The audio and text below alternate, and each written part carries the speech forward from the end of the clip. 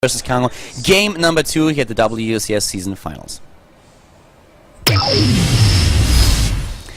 To the top right, we have the Zerg player in a 1-0 lead against his opponent. He's starting for LGIM here at the WCS season finals in Korea. It is LGIM Kangho from Korea. From Korea. Toughest league in the world. Yeah, his opponent starting to the bottom left of the map, down a game already. It is Axiom Malaysia from America. more or less. More or less. Focus on the less, I think. Yeah. He won, oh no, he didn't win, but he won his spot participating in WCS America. Now he's down a game against the Korean Zerg player here. A great opening for Kango in game number 1. What is Alicia going to do in a map like Neo Planet S? The reason why we mentioned earlier that we expect a 2-base timing of the Protoss player is because it is so difficult to set up this third base. Once you build the third, there's a huge area you have to cover between the natural and between the third that you have. And a good Zerg player will always bounce between the two bases and try to catch your units between, right in between them. And that is the most dangerous position ever. Yeah. I think what we might see, since we're seeing a gateway here, is either a Void Ray attack with fast Void Rays, or perhaps just like a standard 6 gateway build. But this is so predictable. And I don't... That's one of the things about picking this map, is like, yeah, 2-base timings are strong here, but it's very obvious that's what you're going to do if you choose this map. So this map is all really about how Kango positions his overlords so he can get the scout on what tech comes out after the core. Kango once again, without the early scout with the drone, goes straight into a hatch first and then starts his pool. He knows that Alicia as a player, he really favors his gateway openings, and he's only following the probe with one single drone. So he does now know with the overlord at the bottom left that there is no forge opening, but he's just following the probe anyways. But if that probe had earlier maybe even dropped a pylon, I'm not quite sure how much he would have committed to this. Yeah, because he already sees there's no forge. I mean, now he sees it, but even before that, I feel that he wouldn't have committed too much because he just knows how Alicia opens up. Yeah, I mean, he also saw, like, no Nexus. Could have been a forge in the main, though. That does happen from time to time. Now he knows everything, though. And Alicia looks like he's just going to go ahead and drop this even before the mothership core. Yeah. He's just waiting for the minerals, and here we go. Nexus is being started. He knows, of course, that the Zerglings should not be able to be too aggressive here. But still, let's see how Kango plays this. 2 links for now. Double Queen, of course, also being built. And the timing lines up just perfectly for you as a Zerg player if you go into hatch before pool. Once the pool is done, the second hatch is also about to finish, and then you can start the Double Queen immediately without any delay at all. Yep, he's going to go ahead and drop that down. Doing a little bit of a patrol here, waiting.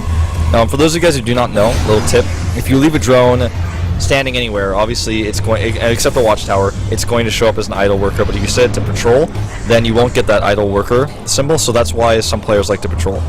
This space is really interesting to me because now we have the scout for Alicia, and we have the Zerg going, we have Lucira going straight into the third base. At a usual timing, roughly around 4:20, that was when he dropped that hatch. And this is the big problem that most Zerg players have when they are facing a gateway opening, that Protoss is so strong against this third base. So he must be super confident in his abilities to deal with early game aggression. Yeah, this is so far away. It's the furthest third I think we've had in a map pool since maybe, like, I don't know, Steps of War. Yeah. I expected, in all honesty, I expected Kango to go for a bit of a fast attack that also helps him a lot against the 2-base timing from Alicia, and just forego the third base for a little bit longer. Maybe head into the lair first. But right now, we have this standard play by Kango, and this is something, this is exactly the strategy that you would see if your Protoss opponent opens up with a forge. And I really want to be, I want to see Alicia being aggressive against this. I want to see what Kango is going to do when Alicia says, you know what, if you actually think you can pull it off up against me again, I'm just going to attack you right away. Yeah, Stargate goes up here, well hidden. In fact, he's got it in such a place that the Overlord in the main base has a greater chance of seeing it, and in fact, since he doesn't have a whole lot out to stop, he's not going to see this, but a little bit of a warp in going down, but not at the place you'd expect. It looks like he wants into the natural. Roach1, though, very safely placed by Lucira. You know, the Overlord at the bottom left is spotting the Stargate. He sees it. Yeah. Overlord is in and spotted it. Pylon to the right side of the map, being thrown down by Alicia now. His warp gate research is done. He can warp in units. Here comes the Roach1. Roughly the timing you would expect, a little bit earlier than usual, but in just in time for the gateway. Actually, given that there's a gateway opening and not a forge, the Roach one is even a few seconds later than you would expect. He should be able to hold here. He's going to have the micro against the first Zealots, and these are really, really fast Zealots coming out here. Obviously, like you said, much faster than it would be with a forge expand. The Queen going to have to ring around the rosy here until the Roaches come out. Only 4 of them on the way, and the Zealots not waiting, going right for the drones. Yeah, and you know what? Something that we have to point out here is that with a Time Warp later, the Zealots are actually quite effective against Roaches. People always underestimate that a little bit, but with a good Time Warp, those Zealots can get close enough to do a lot of damage. Usually you would need ranged units. The Mothership Core is still being kept alive here. Yeah, I think that Congo might actually just be dead. He hasn't even used the next warp in of units. He could warp in Stalkers. There it is. Time Warp. Not the best one. He could have done that a little bit better. If you only wanted to catch the Queen, then he definitely succeeds. Oh, just in the last second. Succeeds, but still. Throw down another Mothership, another Time Warp maybe. He just targets drones right now while there's no Queens around. Yeah, and 2 Queens are being built, but you can already see that he's taking on those Harvesters with no problem whatsoever. A little bit surprised he doesn't just run those to the third base.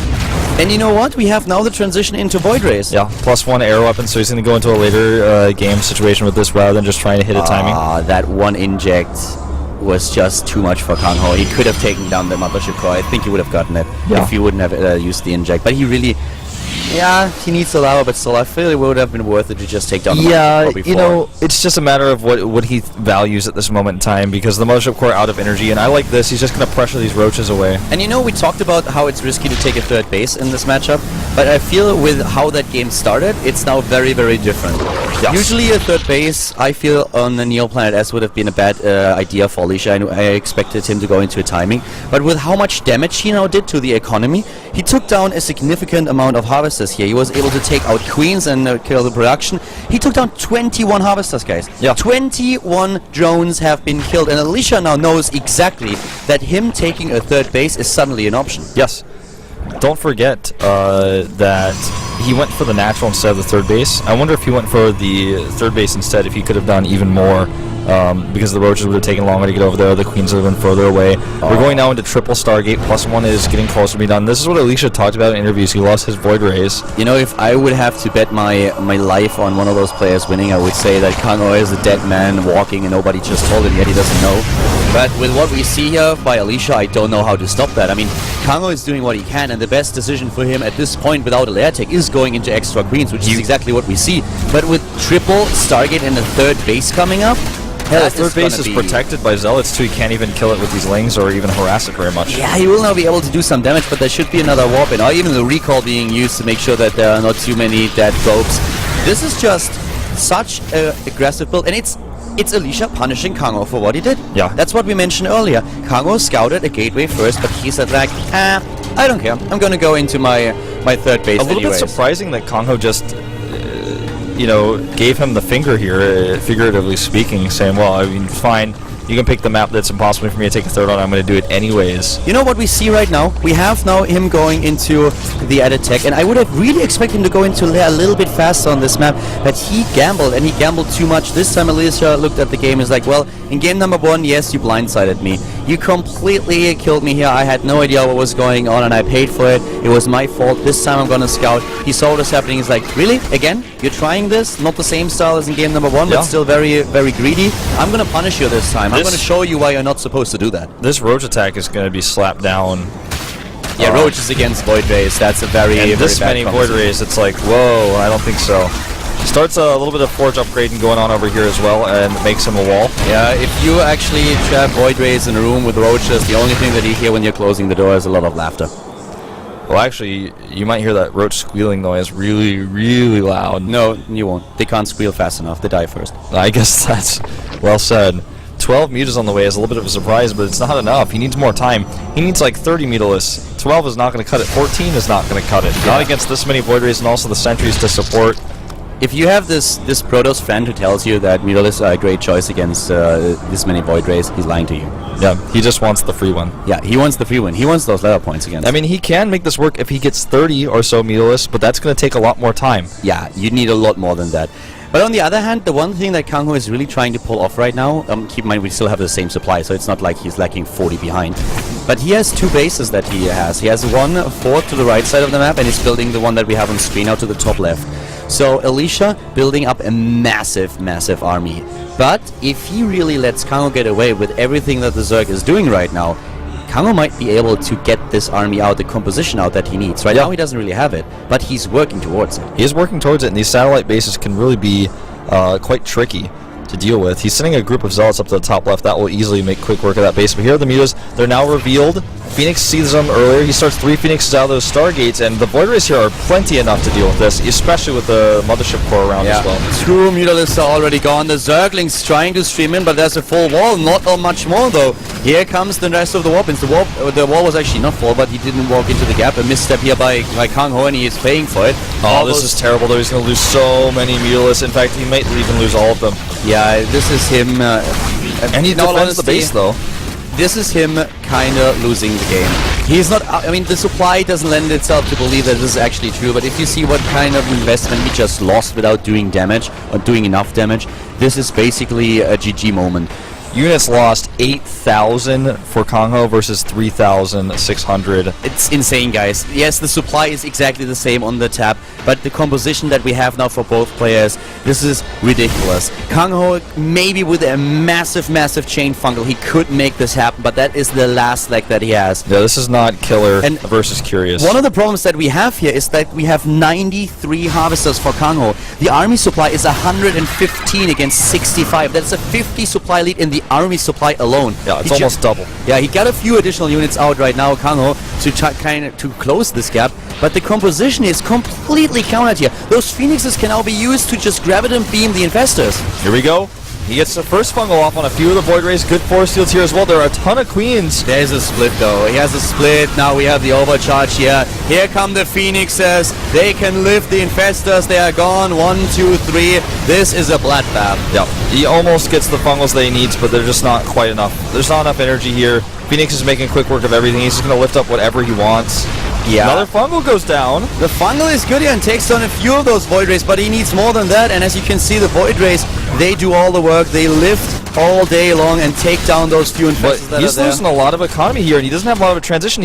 His army is strong, but it is slow. It takes him forever to come back to defend. He doesn't have a recall. The overwhelming amount of drones is the big problem of Kangho here. He doesn't have a lot of army supply, and the units that he has, they're not enough. He only has those Lings and a few Roaches now at the bottom left. And all the Void Rays, they are completely uncontested now. His main base will fall, his tech is gonna fall. He's trying to mass up Spore Crawlers. Yeah.